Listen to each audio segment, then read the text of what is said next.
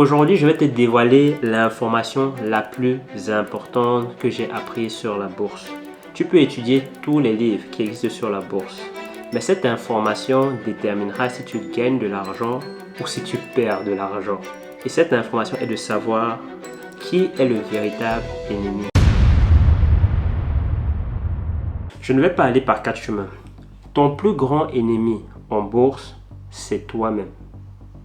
La bourse, selon moi, c'est 99% de mental, 1% de connaissances. Les connaissances sont très importantes, mais ce qui est important dans les connaissances, c'est de comprendre la base de la bourse. Comprendre les chiffres, ce que les chiffres signifient. Et même encore, il y a des niveaux dans les chiffres. Tu dois comprendre ce que c'est qu'un revenu, ce que c'est qu'une dette, ce que c'est qu'une marge, ce que c'est qu'un dividend yield. Il y a des chiffres clés à connaître. Mais au-delà de ça, la majeure partie de la bourse, c'est le mental. Apple actuellement a 2,84 trillions avec un T de capitalisation boursière. Mais aujourd'hui, il y a des gens qui achètent Apple, probablement la compagnie la mieux gérée au monde et avec le futur le plus glorieux qu'on puisse imaginer. Il y a des gens qui achètent aujourd'hui Apple, qui a atteint, je crois, son plus haut prix historique, qui vont perdre de l'argent sur cet achat en bourse qu'ils ont fait. Pas parce que c'est une mauvaise compagnie, mais parce qu'ils n'ont pas le mental de la bourse. Il y a des gens qui achètent Apple aujourd'hui à 180,57 €, mais qui vont le vendre beaucoup moins cher parce qu'ils n'ont pas le mental qu'il faut pour faire de l'argent en bourse. Ce problème de mental m'a coûté énormément d'argent en bourse. La chose, vous allez comprendre quelque chose. Nous sommes des êtres cupides. Et lorsqu'on s'intéresse à la bourse, il faut se dire la vérité, c'est parce qu'on veut faire de l'argent. C'est parce qu'on veut faire de l'argent. On va être conduit par ce désir de gagner, mais c'est là qu'on fait des erreurs. C'est là qu'on fait des erreurs. Le premier principe qu'on nous dit quand on arrive en bourse, c'est d'acheter bas pour revendre plus haut. Acheter une action lorsqu'elle coûte pas cher et la revendre lorsqu'elle coûte plus cher. L'un des premiers réflexes que j'avais quand j'ai commencé la bourse, c'est que j'allais dans la section hot des courtiers en ligne. Dans hot, tu vois tous les plus grands bons en prix et les plus grandes chutes en prix du jour des actions. Donc tu vas avoir des actions qui ont fait par exemple plus 150% aujourd'hui. Plus 150%, c'est énormément d'argent. J'avais cette croyance que lorsque une entreprise fait moins 20%, moins 50%, elle va remonter après. Et donc, j'achetais à ce moment-là. On peut penser que c'est un problème de connaissance. Non, c'est un problème de mental. C'était la cupidité qui me conduisait à ça. Je savais, parce que je comprenais déjà les chiffres. Je savais que cette entreprise ne faisait pas assez de revenus. Je savais que cette entreprise avait une dette qui était trop énorme. Mais je me disais, c'est une trop grosse chance. Il y a une trop grosse chance qu'après une aussi grosse chute, ça remonte. Ce n'est même pas logique. C'est juste que on a un mental qui n'est pas assez fort pour pouvoir voir l'évidence. Et un plus grand piège au niveau du mental, c'est YouTube. Parce que dans notre cupidité, on va sélectionner l'information qu'on choisit de croire. Tous ceux qui vont avoir un discours optimiste par rapport à la bourse, de moi peut-être, on va vouloir les écouter parce qu'ils nous disent ce qu'on veut entendre. Ils nous disent on peut gagner plus, on peut faire fortune dans la bourse. Et tous ceux qui ont un discours pessimiste par rapport à la bourse, on ne va pas vouloir les écouter. Et vous allez voir sur YouTube des pages qui parlent de la bourse. Et j'en ai suivi énormément. Et on va choisir d'écouter ce message-là et on va ignorer tous les signaux d'appel qu'il y a un problème. Je vous jure que j'ai acheté une entreprise. J'ai mis je crois qu'une fois j'avais acheté 12 000 € d'actions d'une entreprise. Alors que je savais bien que ce n'était pas une entreprise solide. Simplement parce que quelqu'un m'a dit, parce que quelqu'un sur YouTube m'a peint une image optimiste du potentiel gain que je pouvais avoir au travers de cette entreprise-là. J'ai dépensé dizaines de milliers d'euros sur cette entreprise-là et j'ai perdu de l'argent. C'était un problème de mental. Je n'ai pas eu le mental de rester composé, de recevoir une information, de la processer de manière tout à fait objective, sans mettre les émotions dessus, comme on dit, sans mettre les sentiments dessus. Comment est-ce qu'on dit encore là? Sans mettre le cœur dessus. Je n'ai pas eu le mental à ce moment-là et ça m'a coûté des dizaines de milliers d'euros. Je me rappelle en parlant de mental, je ne sais plus si c'était en 2021 ou en 2022, il y a eu... Je vais vous raconter cette histoire-ci. Il y a eu un moment où il y a eu une frénésie avec les actions du cannabis en bourse. Je ne suis pas sûr qu'on puisse dire ce mot-là.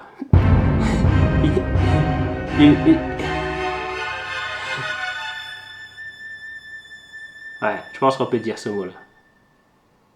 Ouais, je pense qu'on peut dire ce mot-là. Bref, il y a une frénésie avec les actions du cannabis en bourse. Et j'avais un groupe de discussion de bourse avec des amis sur WhatsApp. Et donc, on achetait des actions de cannabis. Il y avait la hype du cannabis, on achetait des actions du cannabis. Et j'ai un ami qui a acheté des actions dans un groupe qui s'appelle Tilray. Je me rappelle très bien de ça, qui s'appelle Tilray. Et lui, il avait le potentiel de mettre beaucoup d'argent à ce moment-là. Il avait mis de l'argent dans Tilray. Et je vous jure, je ne sais plus combien de pourcentage il avait fait. Je pense qu'il avait fait peut-être 200% au moins. Mais son argent, ses gains sont montés à plus de 4000 euros. Uniquement sur cette action-là. Mais aujourd'hui,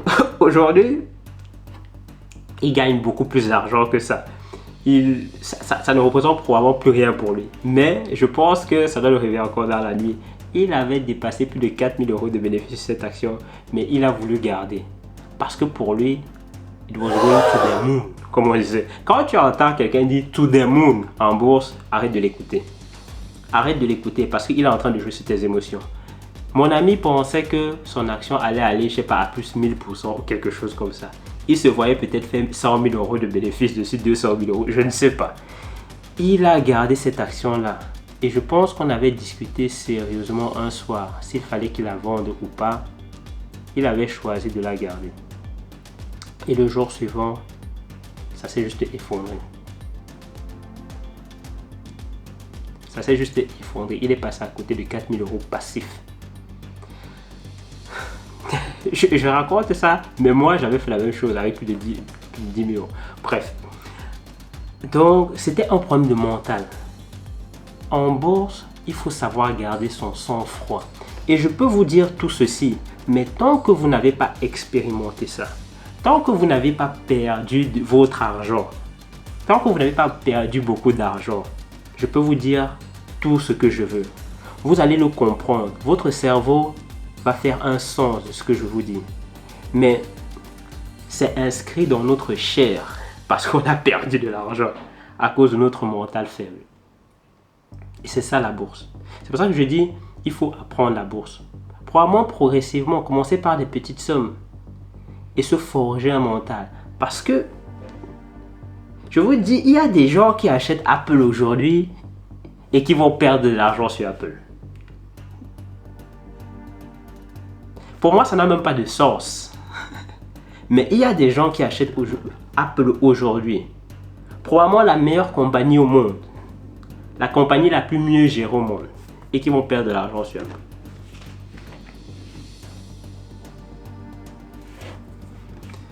Dans la bourse, c'est le mental. C'est le mental.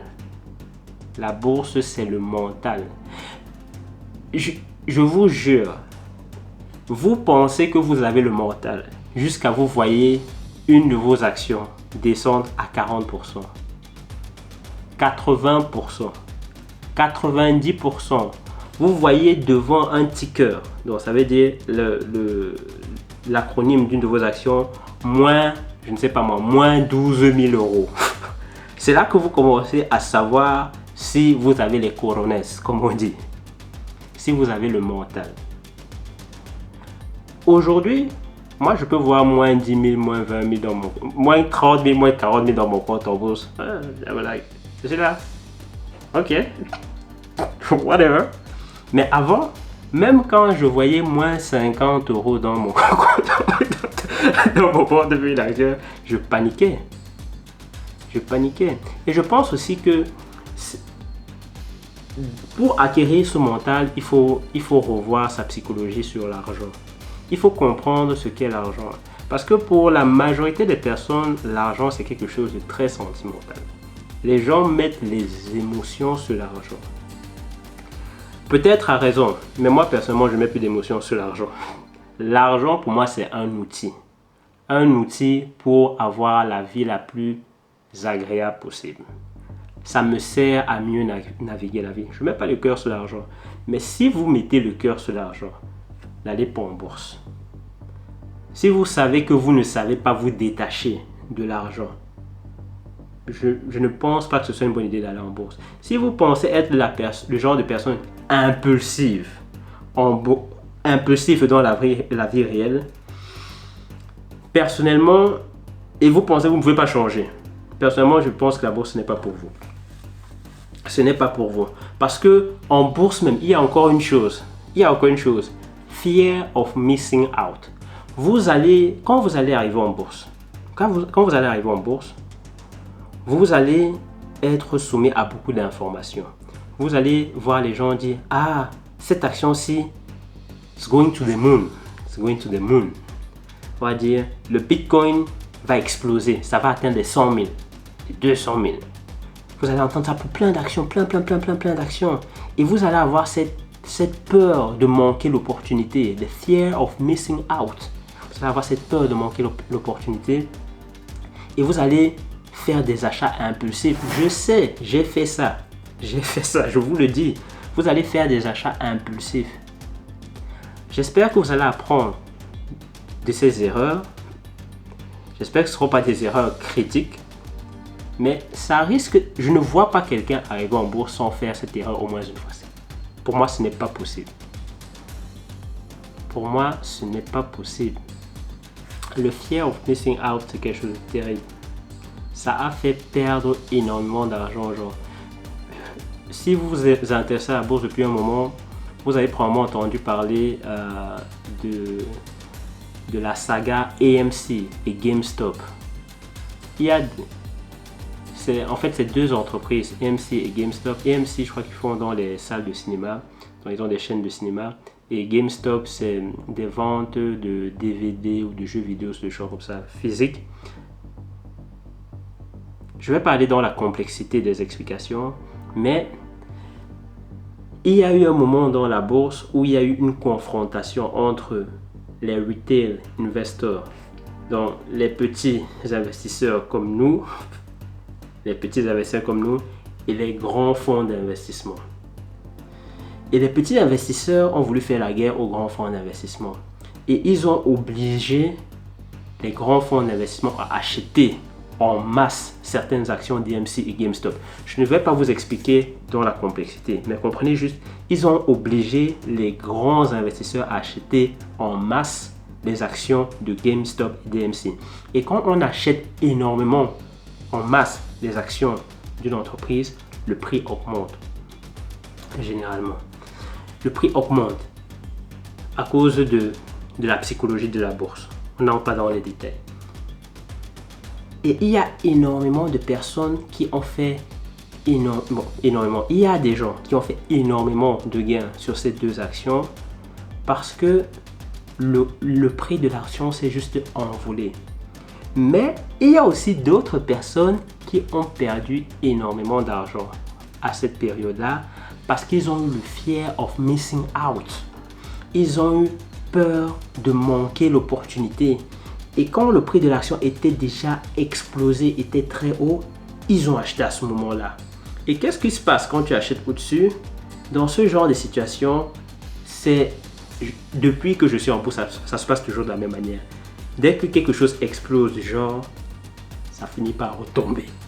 Donc quelqu'un qui achète au sommet, il voit, je sais pas, il achète peut-être à 200 € l'action. Après, il voit comment les jours qui suivent, le prix d'action descend. 200, 100, 50, 40, 30, 5 €.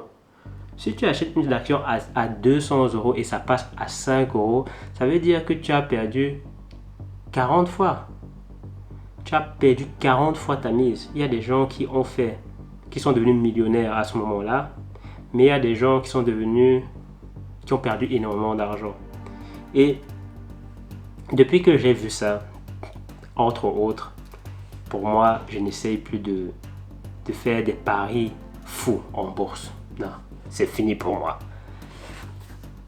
Oui, peut-être que souvent je peux avoir 1000 € comme ça. Je me dis, bon, je vais trader un peu pour faire augmenter rapidement cet argent. Mais c'est 1000 €. Et ça ne représente rien par rapport à mon capital total. Rien du tout. C'est juste pour le plaisir, comme ceci, pour faire tourner un peu l'argent. Mais le fear of missing out, terrible. La bourse, c'est le mental. La bourse, c'est le mental. Il y a probablement encore beaucoup de choses à dire sur ce sujet, mais ça ne me vient pas à l'esprit comme ça. Je referai probablement une suite à cette vidéo quand j'y aurai pensé un peu plus. Et donc, en attendant la prochaine fois, we'll get to the top together. Bye bye.